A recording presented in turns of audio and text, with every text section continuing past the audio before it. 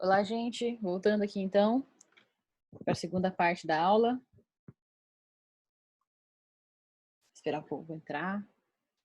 Tem 6 pessoas por enquanto.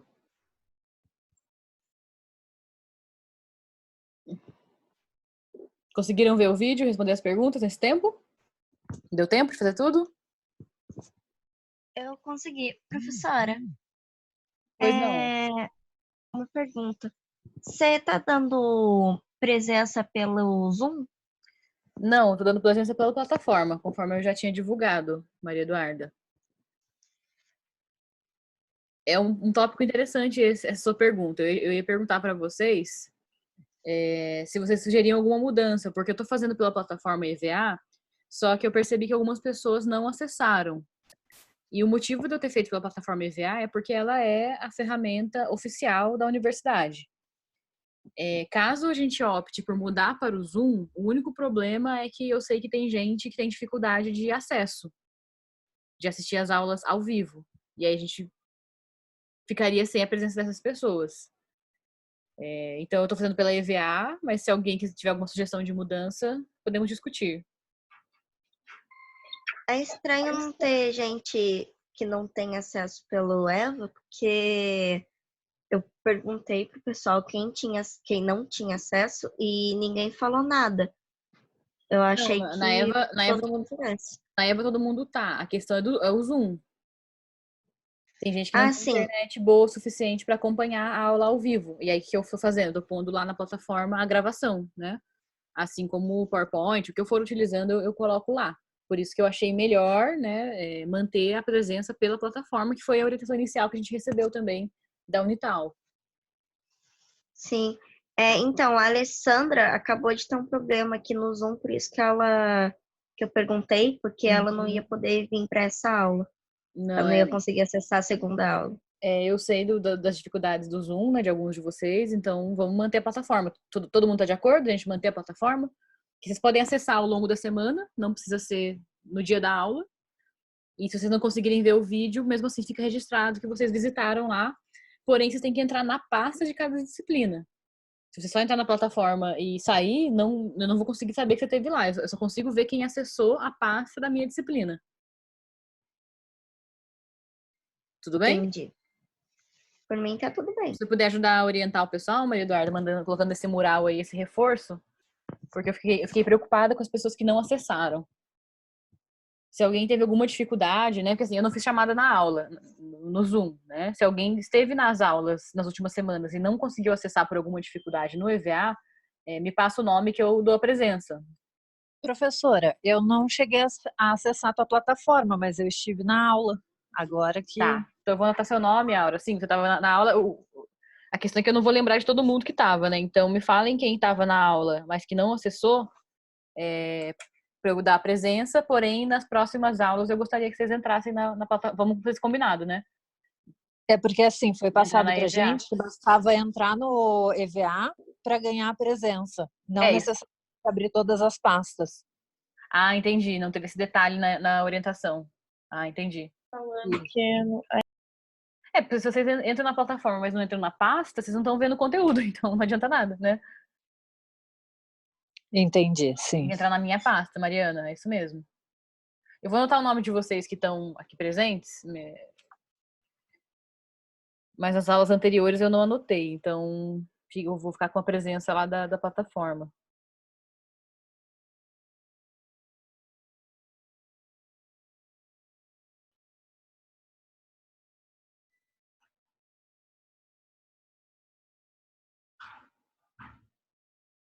Então, eu tô anotando o nome de quem tá colocando no chat aqui, né? Alguma manifestação que entrou, mas não entrou na pasta por pasta. Eu vou dar presença para vocês todos lá.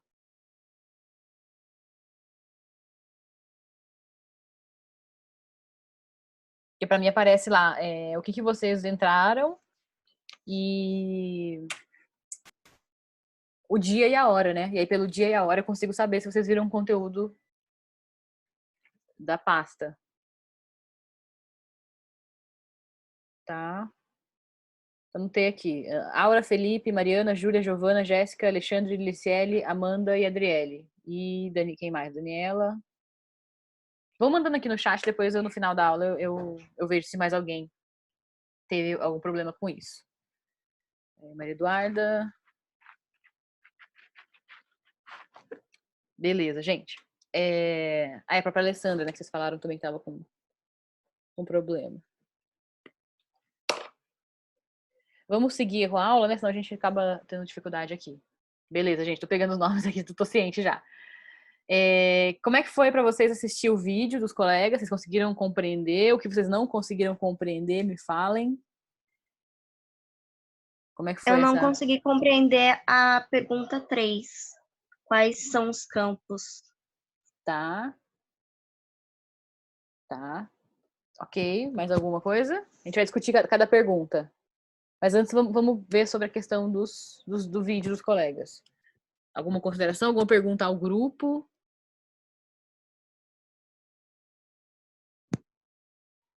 Não?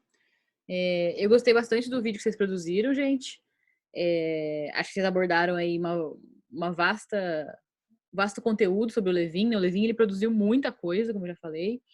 Então, tinha que realmente selecionar, né, as partes principais, não dava para falar de tudo. Mas o que eu fiquei mais curiosa era saber como que vocês relacionavam o que vocês trouxeram de conteúdo com essa disciplina, né? Então, essa é a primeira pergunta que eu fiz a vocês. Como esses conceitos se relacionam à psicologia dos grupos, que é a nossa matéria? Como vocês responderiam essa pergunta? Vamos dialogar sobre isso.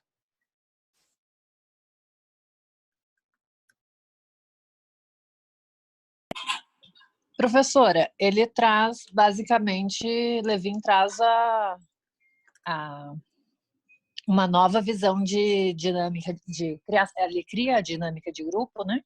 Uhum. E aí dos conceitos, eu achei interessante a questão da primeira forma em que ele entende a necessidade da pessoa estar inserida no grupo, vivenciando as dores, os problemas, para poder compartilhar melhor, né, as experiências ali e entrar com uma solução. E isso acabou gerando aí um campo de pesquisa também.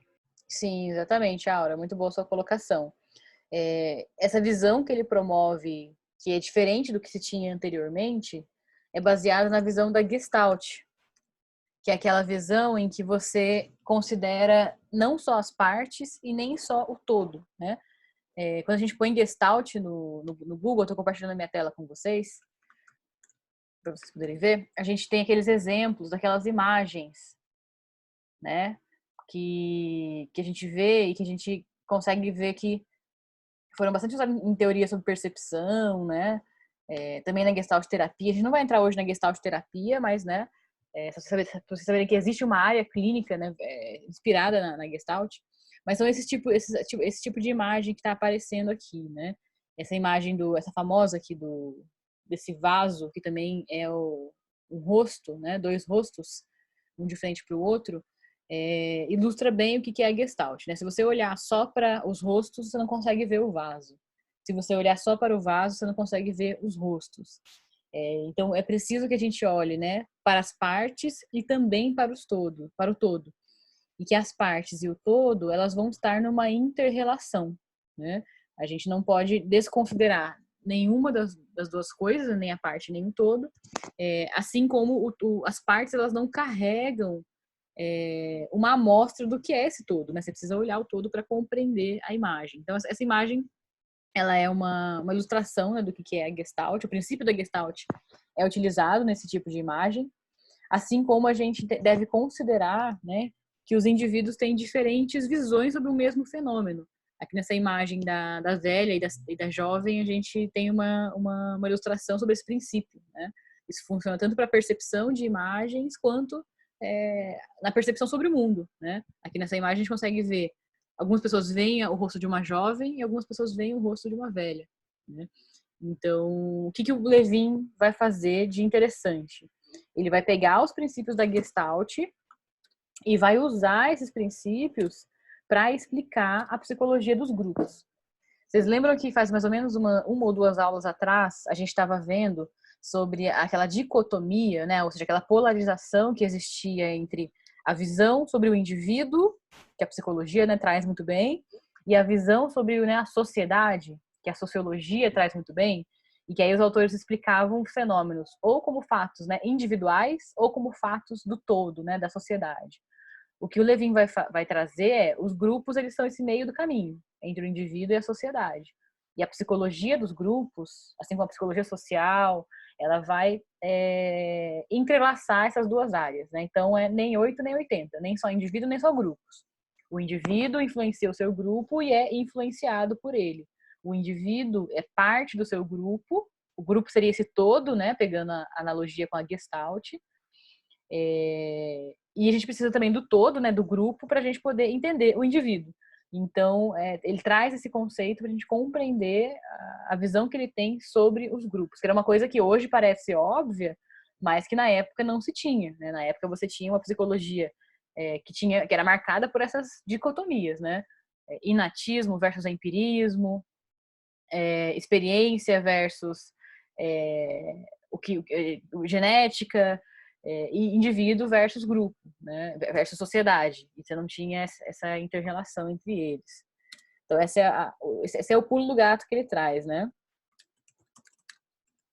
Do Gestalt para explicar os grupos. Né? Esse conceito da parte, do todo. Tô falando um resumo aqui, tipo como se fosse uma lousa, né? Pra gente ir dialogando. Beleza. E essa questão que a Aura falou também, da necessidade de pertencimento a grupos, ela se relaciona com o que o Levin traz, né, numa teoria sobre motivação, em que ele vai trazer as necessidades humanas, né, que elas existem, a gente tem necessidades, né, como a alimentação, né, a homeostase, homeostase como, né, esse equilíbrio. Segurança, né, o pertencimento ao grupo vai ser mais uma dessas necessidades. Ele vai trazer que a gente tem essas necessidades e que em alguns momentos a gente entra em tensão. Por exemplo, estou com fome, né? Eu não estou mais na minha homeostase, eu estou num momento de tensão. E para solucionar essa tensão, a gente tem os impulsos, que é o fato de eu levantar aqui e procurar uma comida, né? Então, a gente acabou não estudando o Levin no ano passado, quando a gente viu as teorias de motivação, mas ele vai trazer essa teoria também para explicar essa necessidade que a gente tem de pertencer a grupos, né? Que é uma necessidade humana que nos faz humano, né? Nos faz humanos. Os grupos existem e a gente faz parte deles mesmo sem a gente querer, né? A gente faz parte desse grupo e a nossa motivação está relacionada também a essa necessidade de pertencimento. Algum outro ponto que vocês queiram trazer sobre como os conceitos dele se relacionam à psicologia dos grupos?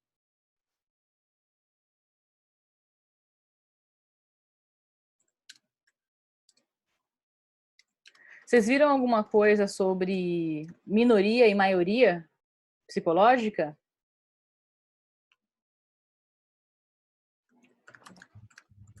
Esse é um ponto que não foi, né, abordado no trabalho dos alunos, então eu queria trazer como um adicional. O Levin, né, como a gente já falou algumas aulas atrás, ele era judeu, ele nasceu na Prússia, mas morou a maior parte do tempo na Alemanha. E durante, né, a Segunda Guerra, ele emigrou para os Estados Unidos, fugindo da guerra, né, justamente porque ele era judeu e ele provavelmente seria preso num campo de concentração se ele permanecesse na Alemanha. Por ser judeu, isso teve uma grande influência na obra dele, inclusive, durante algum tempo, ele chamou a obra dele de Psicologia dos Judeus, porque isso motivou ele a estudar a questão das maiorias e das minorias, né? Ele vai explicar pra gente que a maioria e a minoria, ela pode ser demográfica, e isso tem uma relação com o número de pessoas. Por exemplo, eu falo assim, na sala do terceiro B, terceiro B, na sala do terceiro B, existem mais mulheres do que homens. 60% da turma é mulher. Eu tô falando de uma maioria demográfica, isso é um número, não é apenas. E ele traz também a maioria e a minoria psicológica, que aí ela sai da questão do número de pessoas e a gente vai olhar para quem são as pessoas que trazem os grupos, na verdade, né? Não pessoas, que trazem uma influência. a gente pensar na psicologia, né? A gente tem, na nossa profissão, a maioria é mulher. Mas a gente tem aí, né, olhando os autores, os livros que a gente estuda, a maioria é de homens. Então, a gente está falando que os homens, apesar das mulheres serem maioria demográfica na psicologia, os homens são maioria psicológica. Tá? Tentando ter de uma forma simples essa questão. É quem traz mais influência, né? Quem tem mais... Hoje a gente tem esses termos que na época dele não tinha, né? Espaço de lugar de fala, quem mais tem, né, empoderamento. E isso é um fenômeno que explica a questão, por exemplo, dos judeus, né? Que não era uma questão de número de pessoas. Era uma questão de que era um povo subjugado, né? Um povo que sofria preconceito. Se a gente for olhar no Brasil, né? A gente tem essa questão com relação aos negros, né? Teve, né, a escravidão, a escravatura. Muita gente no Brasil é negra e hoje, se a gente for olhar para nos políticos, tem poucos negros, né? Nos espaços de liderança tem poucos negros. Então, não é uma questão demográfica, é uma questão psicológica. Tá? Isso é um aspecto importante a gente olhar a teoria dele também. Alguém fez alguma pergunta aqui no chat? Tá joia. Tanto que ele teve uma grande influência na psicologia social também. Exatamente, Mariana. O Levin, ele é um psicólogo que praticamente, né, foi um dos pioneiros aí da psicologia social. Vou até colocar esse ponto aqui, né?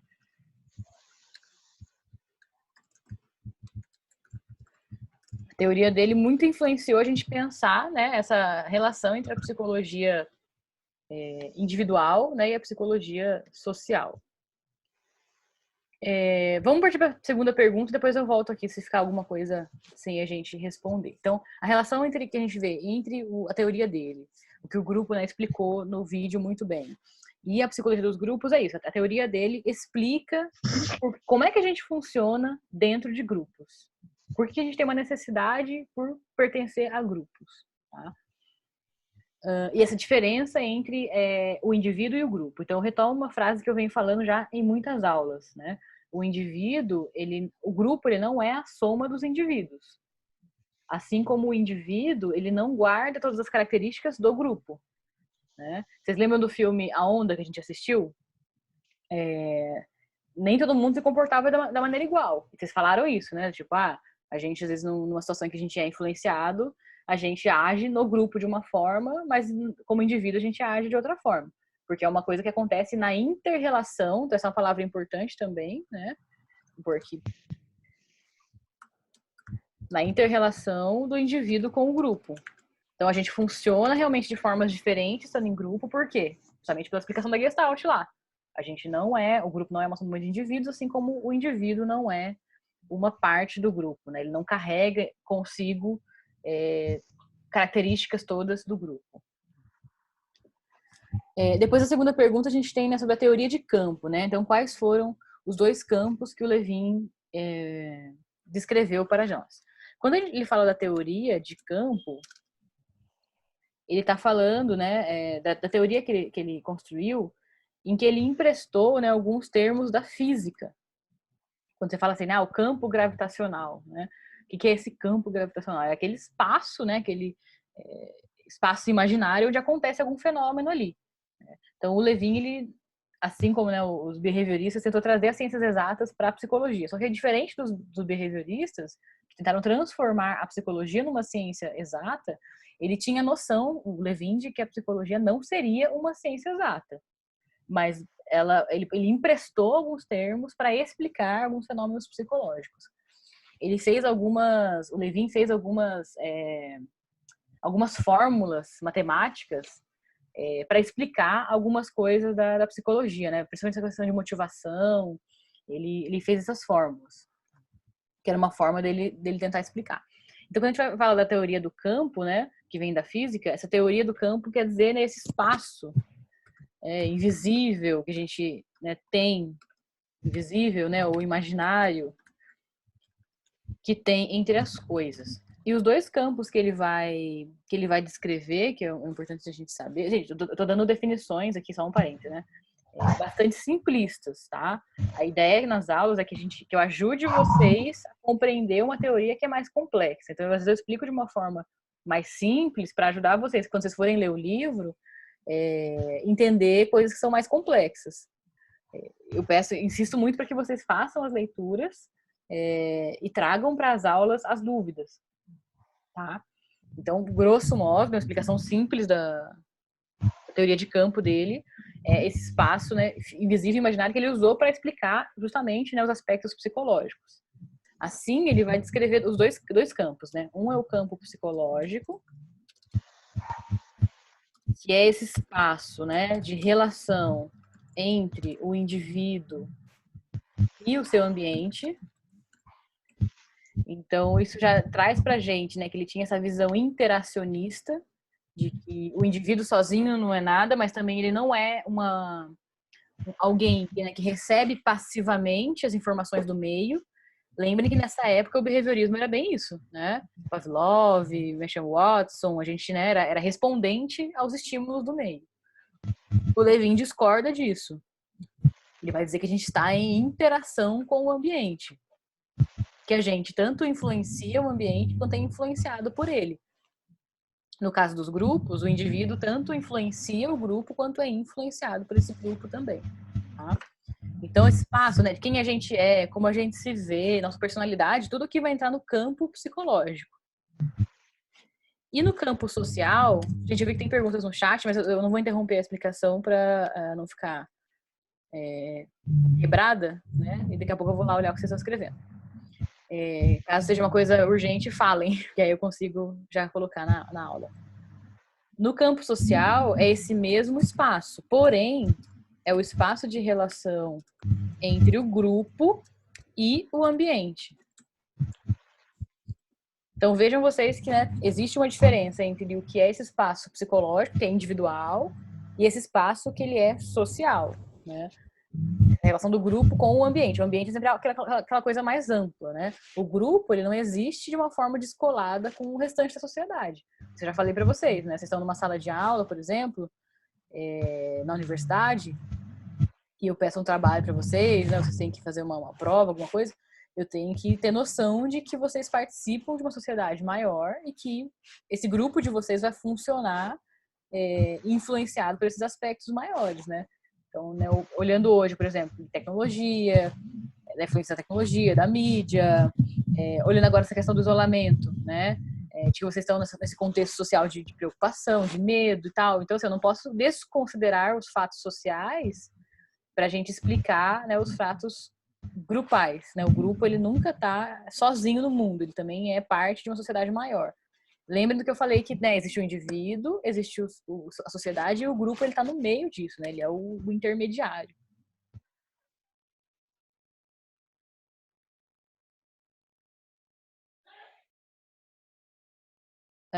Aqui o pessoal está falando, né? A Lisiele colocou aqui uma fórmula, que é a fórmula que o... Que fórmula que é essa, Lisiele? De onde você pegou essa fórmula? É a do Levin? Explica para nós. E a Maria Eduarda queria falar também. Diga, Maria Eduarda. Foi sem querer, Sora, desculpa. Ah, tá bom. Uma leitura sobre teoria de campo. Sim, indico os livros dessa disciplina. Caso lá não tenha ficado ainda esclarecido, eu posso olhar alguma outra coisa mais para vocês lerem, porque não tem tanta coisa. Talvez nessa pesquisa que vocês fizeram agora de ver o vídeo, olhar na internet, vocês podem ter se deparado com não tem muita coisa assim do Levin em língua portuguesa. Vocês vão encontrar muita coisa dele em espanhol, inglês e alemão, principalmente. Então, ele é um autor que não teve tantas as obras dele traduzidas, né? Então, vocês vão encontrar muito assim outras pessoas falando sobre o Levin. Agora, quem sabe ler espanhol, inglês e alemão, fica aí à vontade para ler as obras originais do autor. Tá? Mas depois eu posso ver algum artigo que explique talvez melhor a teoria de campo, de uma forma mais fácil de entender, e coloco lá na plataforma como material extra para vocês. Tudo bem? Para não parar agora a explicação. Aqui, a Lisele colocou a fórmula. Lisele, você põe depois reservado para todo mundo ver. Que foi justamente a parte que ela falou no trabalho, né? Sobre a teoria de campo. A fórmula, né? C igual a F, e aí entre parênteses P e M. Que é comportamento é o resultado da função, interação entre a pessoa e seu meio externo. a pessoa é representada pelas suas características genéticas. Eu vi falando sobre o pensamento de Levin. Então, assim, ele tentou traduzir em fórmulas, né, essas coisas que ele estava falando aqui pra gente, né, no qualitativo, vamos chamar assim. E a terceira pergunta, alguma coisa sobre essa segunda pergunta, gente, o que vocês encontraram aí sobre o campo? É real isso que eu falei, de dificuldade de encontrar coisas? Vocês acharam bastante coisa aí? Alguma outra coisa que eu não falei? Ou que vocês queiram saber?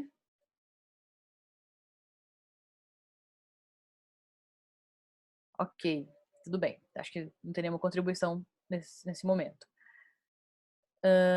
Uma coisa interessante, gente, que vocês falaram no trabalho e que eu queria aprofundar também, é que em algum momento no vídeo vocês falam que a contribuição do Levin foi principalmente na área organizacional, né? A psicologia organizacional é aquela que trabalha nas empresas, nas indústrias e tal. Na internet a gente vai achar muita coisa muita coisa não, né? Alguma coisa, já acabei de falar que não tem muita coisa. Você colocar no YouTube, né? Levin, vai aparecer algumas aplicações da teoria dele na área organizacional realmente, né? A psicologia social e a psicologia dos grupos é bastante utilizada na área organizacional porque a gente trabalha num contexto grupal, né? Poucas pessoas trabalham sozinhas, né? Então, a teoria dele é bastante utilizada para entender os comportamentos das pessoas no trabalho. Porém, né, não foi a única contribuição que ele fez. Ele estudou grupos. Então, você pode transpor, né, o que ele falou para trabalho, para escola, para comunidade, para presídio, para ONGs, para qualquer situação em que a gente esteja numa situação de grupo, tá? Então isso era uma coisa que eu queria que ficasse na cabeça. Não fique na cabeça que foi usado só para questão de trabalho, né? Isso que a gente vai encontrar, porque a gente está num mundo capitalista que quer fazer que a gente trabalhe e ganhe dinheiro. Tipo assim, vocês viram que nessa disciplina muita coisa é movida pela questão histórica, né, social e cultural. Então a gente vai encontrar muita coisa de trabalho porque ele explica coisas que são usadas em trabalho e que a gente, né, sabe que tem um valor econômico importante, por isso é mais valorizado do que outras áreas. Mas a teoria dele pode ser usada em qualquer área. Lembra que eu contei para vocês também, que inclusive é uma área de estudo dele, eu vou colocar aqui também para vocês não lembrarem, que é a questão da mudança de hábitos e resistência à mudança. Eu contei para vocês a historinha de quando ele foi chamado, né, pelo governo americano, foi logo que ele tinha, né, imigrado para lá, para poder fazer com que as pessoas tentassem mudar o hábito com relação à alimentação, de as donas de casa incluírem mais o consumo de miúdos na alimentação. Né? Esse é um exemplo de um trabalho que ele fez para mudança de hábitos, né, em que ele encontrou resistência à mudança. Então foi uma das áreas em que ele atuou, inclusive, né, usando a psicologia, que não é uma área organizacional, tá? A resistência à mudança é o fenômeno que ele vai trazer para a gente, que acontece, né, no grupo, de que os indivíduos, eles tendem a ter essa resistência à mudança, né? Resistência é mais um termo da física. Se a gente for pensar, eu dei o exemplo para vocês na última aula também, sobre você precisa mudar de hábito. Vamos supor que o médico falou que você precisa fazer atividade física. E como é mais fácil você fazer isso, né? Sozinho ou num grupo? De acordo com a teoria do Kurt Lewin, em grupo. Se você tem um grupo que promove uma mudança, é mais fácil você mudar do que você mudar individualmente. Porque ele observou lá com relação ao hábito alimentar. Se você põe o grupo para debater sobre hábitos alimentares, é mais fácil da pessoa mudar do que simplesmente você tentar, né, evangelizar ela, né, entre aspas, com relação à mudança de hábito. Falar, isso é importante. Isso não basta. Né? Você precisa que as pessoas participem de uma comunidade onde aquela mudança está acontecendo para que isso aconteça, para que isso seja de fato uma prática, tá? Então foram aspectos que ele estudou. Inclusive, né, no trabalho de vocês falam da pesquisa-ação, que é um método de pesquisa que o Kurt Lewin inventou. Antes dele não tinha, né? Antes dele tinha os experimentos, né, igual do Pavlov, né, do cachorro lá, tinha igual do bebê Albert, né, que o Watson fez, a gente estudou no ano passado, né? Espero que vocês lembrem. E tinha também pesquisas que eram no sentido de explicar algum fenômeno. Tinha esses dois tipos de pesquisa. E ele criou um método diferente, né, um método da pesquisação, que a gente não vai se deter tanto nessa disciplina, mas só para vocês saberem. Ele criou esse método, que era um método, né, que propunha uma pesquisa que, de fato, solucionasse algum problema real. Vamos imaginar que, um exemplo dessa pesquisa, essa pesquisa da mudança de hábito. Era um problema real que estava acontecendo e ele atuou no grupo para promover essa mudança. Vamos supor que vocês são chamados para trabalhar, para fazer uma pesquisa numa escola. A escola quer saber por que existe bullying naquele contexto e a escola pode acrescentar um dado. Falar assim, olha, aqui na escola os alunos são muito racistas. Eles fazem bullying muito mais com os alunos pretos, por exemplo, que com os alunos brancos. Você pode propor uma pesquisação nesse contexto. Porque é um problema real, está acontecendo naquela escola, né? A pessoa chamou você para pesquisar e solucionar esse problema. O que você pode fazer? Um projeto, de repente, de discussão sobre questão racial, pôr os alunos para fazer trabalho sobre isso, alguma coisa que você engaje esse grupo nesse trabalho e, ao mesmo tempo, você já vai medindo como que isso está mudando a realidade desses sujeitos. Então, essa é uma pesquisa diferente que vocês podiam fazer, que não é uma pesquisação, é você ir lá e fazer uma observação e descrever isso, descrever esse fenômeno. Falar, observamos que os alunos são assim, assado, devem, aplicam um teste. Você fez uma pesquisa também, mas não foi uma pesquisa ação. Você não propôs uma intervenção que solucionasse algum problema real. E quando você propõe essa solução, você tem que implicar os sujeitos nisso, né? Envolve os sujeitos da pesquisa e o próprio pesquisador pode participar também. Então, tem essa diferença aí com relação a outros tipos de pesquisa, tá? Mas eu vou falar que a gente não vai entrar tanto nesse tipo de pesquisa, que não é o foco da nossa disciplina, mas só para vocês saberem que ele criou muita coisa, ele fez muita coisa nova. E pra gente finalizar a aula, né, o terceiro ponto que eu tinha perguntado era qual era a diferença com relação à dinâmica de grupo que o Levin traz pra gente, né? A dinâmica dos grupos, na verdade, e a dinâmica de grupo como a gente ouve no senso comum, né? Tipo, fiz uma dinâmica de grupo lá na minha sala de aula. O que vocês encontraram sobre essa questão da dinâmica de grupo?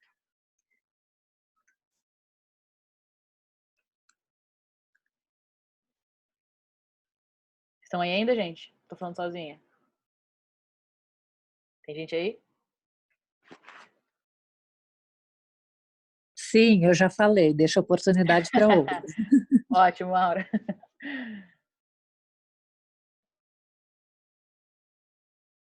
Gente, não tenham medo de errar, deem palpite. E caso vocês não tenham encontrado nada, o que vocês pensam sobre isso? O que vocês já ouviram sobre dinâmica de grupo?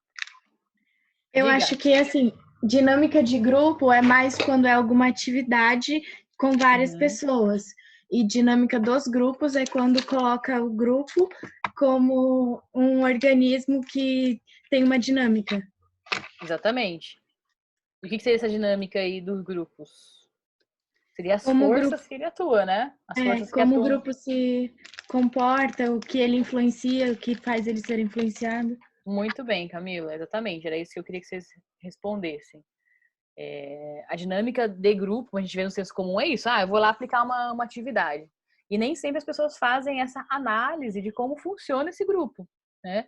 Então, no senso comum, a gente usa de uma forma muito simples, né? A dinâmica de grupo ela pode ser uma atividade proposta, né? Pensa na pesquisação que eu falei. Uma atividade proposta para você entender um grupo, promover uma mudança no grupo. Isso, obviamente, pode ser utilizado. Mas a área dele de pesquisa, né, dinâmica dos grupos, é uma coisa muito mais ampla. Dinâmica é mais um termo que vem da física, né? Dinâmica significa força. Ele, então, vai entender essas forças que atuam no grupo, né? Então, como funciona a hierarquia desse grupo, como funciona a liderança nesse grupo, o que motiva as pessoas nesse grupo, quais necessidades, tensões e impulsos estão presentes nesse grupo. Isso torna o grupo mais coeso ou o grupo mais dividido? Existem subgrupos dentro desse grupo? Tudo isso vai ser objeto de estudo dessas forças que atuam nesse grupo. Tem um fenômeno também que ele vai trazer para a gente, que é os papéis. As pessoas elas têm papéis nos grupos, que é o fenômeno do bode expiatório, né? De que o povo judeu ele traz o povo judeu como um bode expiatório, né? Você coloca a culpa em alguém por alguma coisa que aconteceu e isso a pessoa assume esse papel e você usa isso para explicar os comportamentos do grupo, né? Por exemplo, se vocês fazem um trabalho e aí vocês tiram nota baixa no trabalho e vocês vêm falar assim, professora, o trabalho não deu certo porque fulano não se envolveu, o fulano ficou responsável por isso e não fez a parte dele, vocês estão elegendo um bode expiatório. né? Eu como professor, tenho que entender que isso aconteceu, beleza, mas que não é só isso, né? A gente tem que olhar de uma forma mais ampla. Tem alguém que vocês estão atribuindo esse papel de bode expiatório, mas não é só isso. Mesma coisa no caso dos judeus. A Alemanha estava lá em situação de pobreza, né? Difícil e tal. E eles, claro, isso é culpa dos judeus, estão roubando os trabalhos do resto do povo, que estão aí, né, enriquecendo nos grandes bancos, tem aí muitas riquezas e não compartilham, né? Aí criou-se aquele preconceito de que o judeu é um povo mão fechada, né? Sovino e tal. E aí ele vai trazer que o povo judeu foi visto como um bode expiatório. Não era só isso que estava acontecendo, mas era mais fácil você botar isso nas costas de alguém do que você entender tudo que estava funcionando aí. E aí, pegando esse contexto da guerra também, a dinâmica dos grupos, tem aquela pergunta, né, sobre ética que às vezes se faz, que é: se você pudesse voltar no tempo e matar o Hitler, você faria isso? Para mim, essa é uma questão que ela vai além da ética, porque o Hitler ele não fez sozinho o nazismo, né? Ele assumiu um papel, ele teve um papel no grupo de liderança. Porém, eu acredito, e lendo o Levin, é isso que ele traz pra gente, ele não falou sobre esse caso específico, né? Mas, assim, sobre a leitura que ele faz sobre o nazismo e sobre o fenômeno de grupo, é que se você, por exemplo, mata o Hitler, outra pessoa vai assumir esse lugar e vai liderar esse grupo. Porque não é possível que um líder, ele imponha suas ideias ao grupo. O grupo precisa aceitar, né? Então, precisa ter uma dinâmica de forças aí, né? Então, a teoria de campo explica isso. Que o líder ele vem, de repente, né, a solucionar ou a propor uma solução que vai solucionar uma necessidade desse grupo. Assim como o bode expiatório, né? Você vai botar nas costas de alguém, mas não quer dizer que é só isso. Você vai pôr o líder para... Você vai falar, mas o líder que fez. Não, ele não fez sozinho. Pensem no filme lá, no filme A Onda. O professor, ele fez a proposta, né? Ele montou o grupo e tal, explicou as regras, mas ele não falou pra galera, gente, vai lá e picha o negócio da escola. Gente, vai lá e sejam, né, agressivos contra o grupo. Isso ele não falou. Então, isso era uma necessidade que já tinha no grupo, que ele, né, ele foi, vamos dizer, um facilitador disso. E se não fosse esse professor fazer isso, podia ser outra pessoa que fizesse isso e que mobilizaria o grupo da mesma forma. Né? Então, a gente tem que olhar sempre para os fenômenos de grupo, não como fenômenos individuais. Quando a gente fala, o nazismo aconteceu porque tinha um monstro chamado Hitler, a gente está trazendo um indivíduo, mas a gente não está explicando que o grupo, como esse grupo funciona, quais eram as necessidades desse grupo, quais eram as tensões que esse grupo precisava solucionar, e qual era a dinâmica que estava funcionando ali. Né? Então, sobre a dinâmica dos grupos, realmente, né, vocês explicaram muito bem, né, essa área de estudos. Eu vou complementar depois o que eu tô falando, porque é muita coisa, já vai acabar nosso tempo. E eu queria, né, insistir muito para que vocês, nas próximas aulas, trouxessem as leituras que vocês estão fazendo e quais dúvidas vocês têm, ok? Para a gente finalizar, na próxima aula a gente tem, então, agora, né, o grupo que vai apresentar a teoria do Levin Moreno, do psicodrama, e também teremos esse complemento, né? Esse aprofundamento e explicação de alguma coisa a mais além do que o grupo falou, ou aprofundando algum ponto que o grupo realmente trouxe que é importante, né? Mas eu gostei muito da forma como vocês começaram já, né, com o pé direito aí nesse grupo sobre o Kurt Levin. Então, parabéns, galera. Qualquer coisa me acione, me perguntem, né, se tiver alguma dúvida sobre o trabalho, sobre as próximas aulas. E não esqueçam de acessar a plataforma para garantir a presença. Ok? Muito obrigada a todos. Um bom final de semana. E depois eu posto na plataforma esse resumo, tá? Que eu tô fazendo junto com vocês.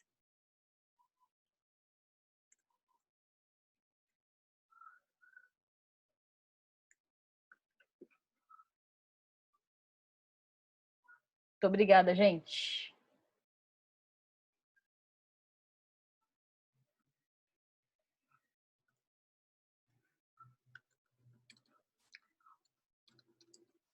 Depois aqui a observação de eu pesquisar depois leitura sobre teoria de campo, né? Que foi pedido. Muito bom, galera.